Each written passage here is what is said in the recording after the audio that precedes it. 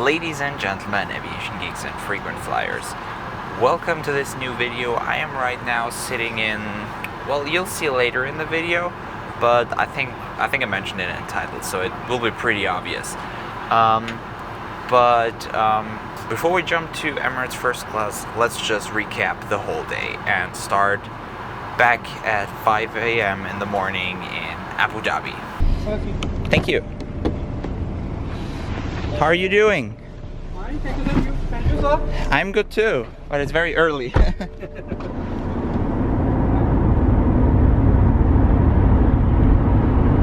So, my airport driver picked me up at 5 a.m. in a brand new BMW. Emirates just recently introduced the BMWs to their fleet of airport transfer cars. Before they only had Volvos, now they have the little bit more luxurious BMWs, and it was a very smooth ride, and it was the perfect time of the day, the golden hour in the morning, and we were driving through the whole of Dubai, because if you go from Abu Dhabi to Dubai Airport, you cross through the whole city, and it was just beautiful, the morning sky, seeing the whole skyline from Dubai. And yeah, then I arrived at Dubai Airport, and because I was just gonna stay in Colombo in Sri Lanka for 5 hours and then fly right back, I didn't have any bags to check, and for that Emirates even has their own business and first class express check-in. So they gave me my boarding cards. I went straight to the lounge, where I got a personal tour of the lounge. So I was accompanied by a staff member who showed me all the amenities of the business class lounge. They showed me the spa area that is available in a business class lounge. In the business class lounge, the spa area isn't complimentary, so you have to pay a small fee. But in first class lounge, which they also showed me, the spa treatments are actually completely free, and you also have the a la carte restaurant that also features a small buffet. And in the business class lounge, they also have a nice buffet, but they don't have an a la carte restaurant. But still, it was one of the biggest lounges I've ever been in. I think maybe the biggest, but there were also a lot of people, so it makes sense that the lounge is this size. Okay, anyway, I boarded through, I think, gate B19, which was right next to the lounge, so like 5 minutes before boarding, I just headed to the gate. Boarded through the business and first class jet bridge, because the A380 has 2 decks, and on Emirates, the first and business class located on the upper deck. So you can go straight through the upper deck jet bridge into the plane. I headed to my seat. I had 20K on that flight, which is a window seat. Emirates features a 1-2-1 configuration in the business class, so one seat, then the aisle, then another 2 seats, then the aisle, and another seat. But which is important because everyone has direct aisle access, so you never have to like climb over the guy sitting next to you. You can just directly enter the aisle. And I had one of the best seats in the plane, in my opinion, because I had direct aisle access like every business class passenger, but I had the seat at the window side, so the small table and the mini bar were located to the left of me, and behind that was the aisle, so I wasn't in direct contact to the aisle. And that's one of the great things about Emirates business class on the A380, is that they have a little mini bar, just like they have here in first class. So you have some drinks like water, I think mango juice was there, you had 7-Up and Coke, Pepsi, not Coke, located in there, so that you can have a drink whenever you want, but the flight attendants were coming through all the time anyway. Soon after takeoff, they handed out the menu cards and then started the lunch service. On the business class flight from Dubai to Colombo, they had, I ordered the Arabic meze as a starter, and as an entree I got the lamb shanks with steamed carrots and mashed potatoes, which were delicious. Like seriously, that was one of the best business class meals I've ever had. And after that, as a dessert, I went for the Black Forest cake, which is actually a German kind of cake, so I was kind of surprised to see that being served on an Emirates flight from Dubai to Colombo. In German, the Black Forest cake is called Schwarzwälder Kirschtorte, I think it might be one of the most difficult German words to pronounce for people who don't actually speak German. Like, just try it. Schwarzwälder Kirschtorte. Awful.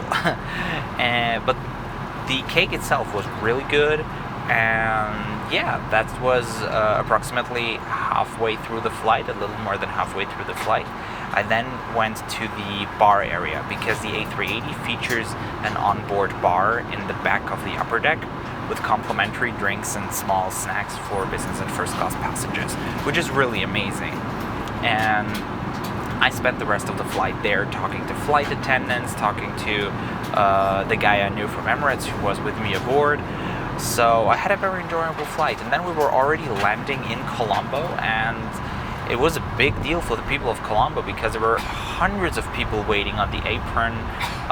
There were politicians, there were airport executives, there were just regular airport staff members. They were all dying to see the A380 of Emirates finally arriving in Colombo. And we then disembarked. There was a press conference, and then I went again on the A380 to do a little tour, a static tour without passengers aboard, to film around the cabin. That's actually what I've done on Emirates A380 already, and not just on any A380. I've done it on this A380, Alpha 6 Echo Uniform Bravo. So I've been aboard this aircraft now. I've done 2 tours and 2 flights, and it was all on the same aircraft. Like, what a coincidence. Anyway, I'm gonna link this video here or here, somewhere there. Yeah, and then the static tour was over. They gave us a little bag with an airplane model of the A380 inside. And then I had 3.5 hours until boarding, and I was like, what am I gonna do?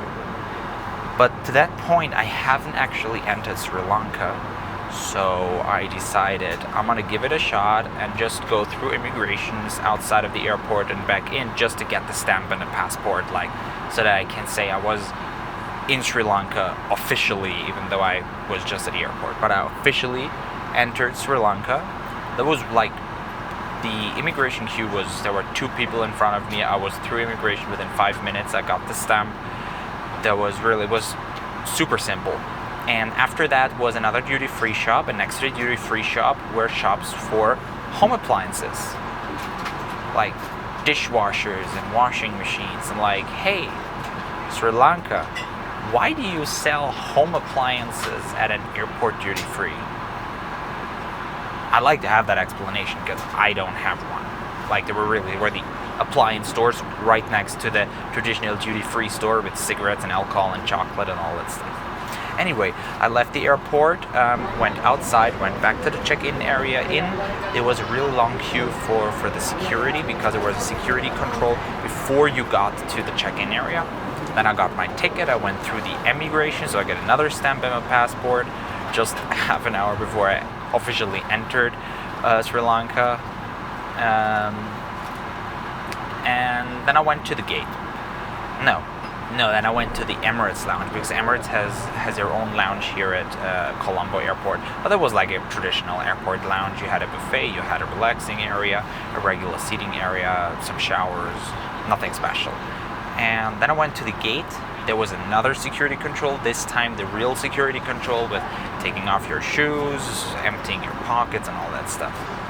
And then they scanned the ticket, because they scan the tickets, and then you get to the waiting area, so you don't have to scan your tickets for boarding again. And at first my ticket didn't work.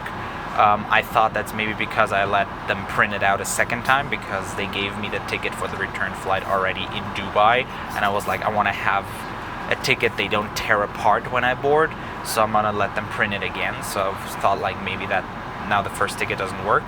But then they were like, oh yeah, you were upgraded, and like took the pen. No, I'm not sitting on 25A on this flight, I'm sitting on 3E.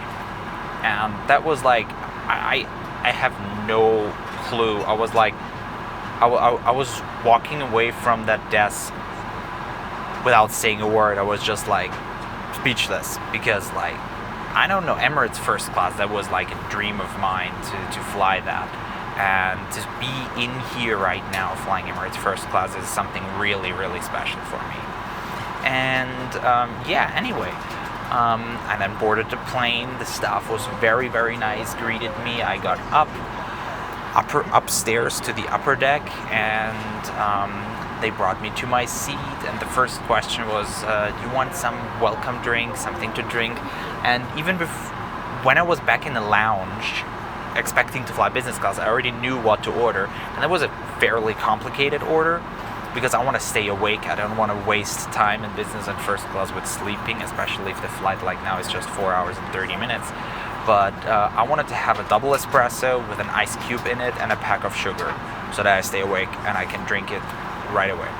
And they brought me that. 2 minutes later, I had that.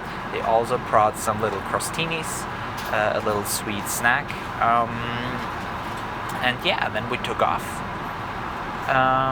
And that's where I am right now, sitting here on... yeah, right.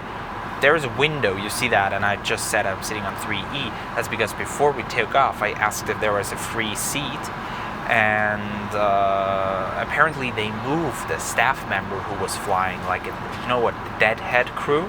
That's a so-called deadhead crew, or a crew that is deadheading, means that they're flying on one of their company aircrafts in uniform without actually working. So they're just like going to Dubai or to an airport because they need another staff member there that's not working on the aircraft.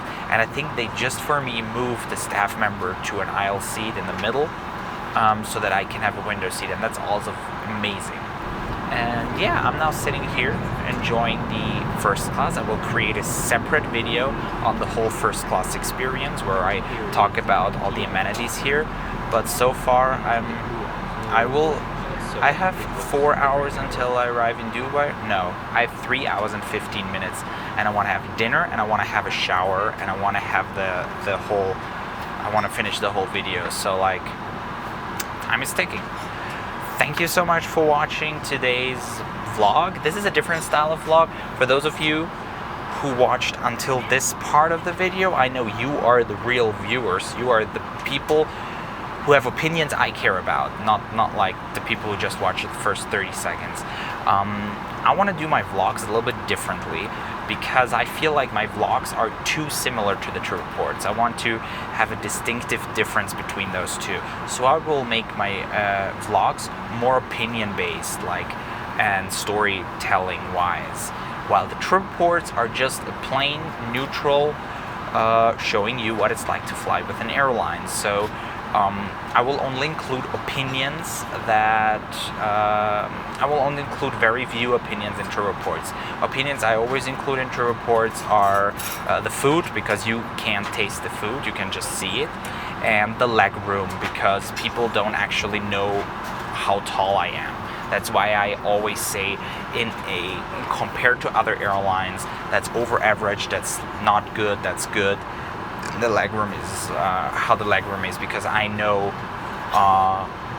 what bad legroom is and I know what good legroom is, so I can tell you this is over average space you have here, or this is less than average space there.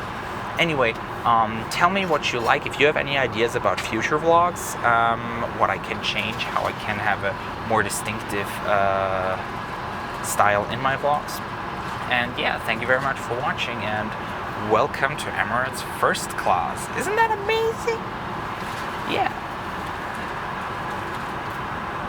Before I leave, I need to point out that this cushion can't be beaten in terms of softness. That's amazing.